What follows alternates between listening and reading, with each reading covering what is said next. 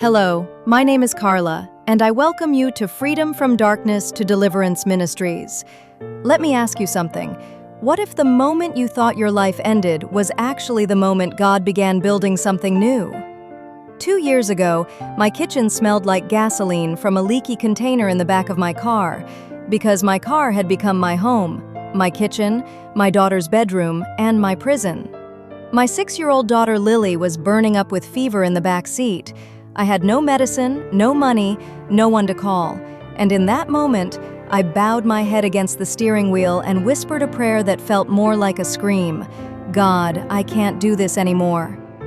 What happened next changed everything, but let me back up, because a year before that night in the parking lot, nobody would have believed I'd end up there. From the outside, we looked perfect. The 2-story house, the manicured lawn, the family photos on the mantle. My kitchen used to smell like freshly baked bread, but behind those walls I was walking on eggshells, learning to read the weather of my husband's moods the way you scan the sky before a storm. And my daughter Lily, she was 6, she learned it too. She learned how to make herself small, how to quiet her laughter when the storm was gathering. A 6-year-old shouldn't know how to disappear in her own home. This isn't about painting anyone as a monster, it's about telling the truth. Because healing starts the moment you can gently name what you feel. The day I left wasn't a thrown plate or a slammed door. It was the look in his eyes, cold, possessive, empty. He told me if I ever tried to leave, he would find me, that I was nothing without him. That night, I packed one bag, clothes for us both, Lily's teddy bear, and the emergency cash I'd been hiding for a year, $20 at a time, tucked away where he'd never look. I woke Lily gently and told her we were going on an adventure. She smiled.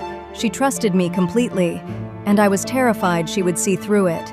I had no plan, no destination, just a full tank of gas and a prayer that felt like shouting into the void and hoping someone was listening.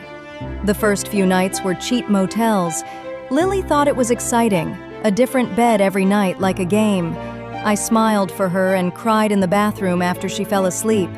Then the money ran out, and our sedan became our world, parked in supermarket lots, covering ourselves with coats at night, pretending the passing headlights were a lighthouse, something guiding us somewhere safe, instead of just reminding us how invisible we were. Days were public parks and libraries, anywhere we could exist without being noticed. We washed our hair in restroom sinks. We ate cold sandwiches for nearly every meal. I told Lily we were camping. I don't know if she believed me, but she never complained. Not once. And then came the night that broke me open. Lily got a fever. She was crying, burning up in the cold car, and I had nothing. No medicine, no money for a doctor, no family to call. The isolation was absolute. I bowed my head against the steering wheel and surrendered. I didn't pray a polished prayer. I didn't quote scripture.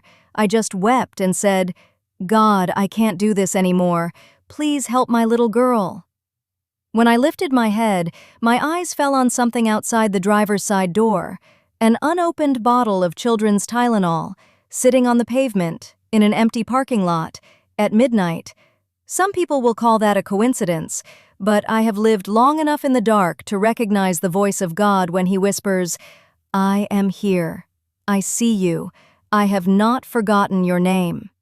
That flicker of faith, one bottle of medicine on the pavement, was enough to get me to a local church the next morning. I walked in with oily hair and clothes that hadn't been washed in weeks.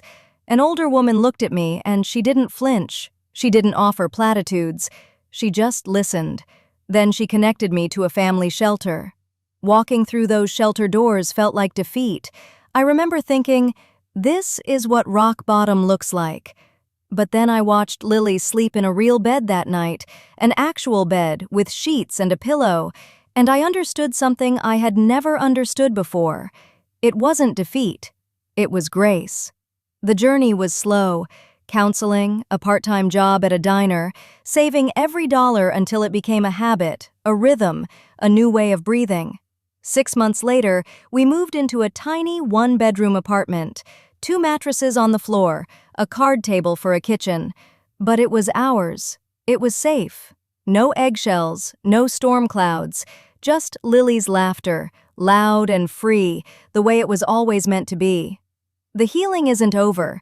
Some days, a loud noise still makes me jump. Some nights, the old fear creeps back in like a shadow I can't shake. But I fight it now, with gratitude, with the truth of my own strength, and with faith. I learned to trust God in the dark. And now I see His grace in the light, in my daughter's hand in mine, in the peace of our quiet apartment, in the smell of bread baking in my own kitchen again. Here is what I want you to hear. God doesn't just repair what's broken, sometimes He builds something entirely new. I lost a house, but I found my faith. I lost a husband, but I found myself.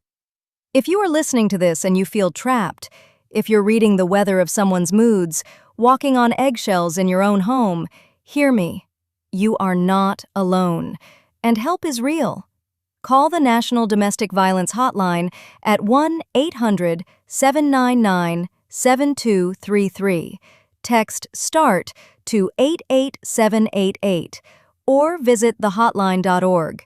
It's confidential, it's free. 24 hours a day, 7 days a week. You are not the person someone told you that you were. You are not nothing. You are a child of God and He sees you, even in the parking lot at midnight. If this testimony stirred something in you, don't let it stop here. Subscribe. Join this community of believers walking the journey of deliverance together. And if you know someone who needs to hear this story, share it. You never know whose prayer you might be answering. My name is Carla. This is Freedom from Darkness to Deliverance Ministries, and your deliverance is closer than you think.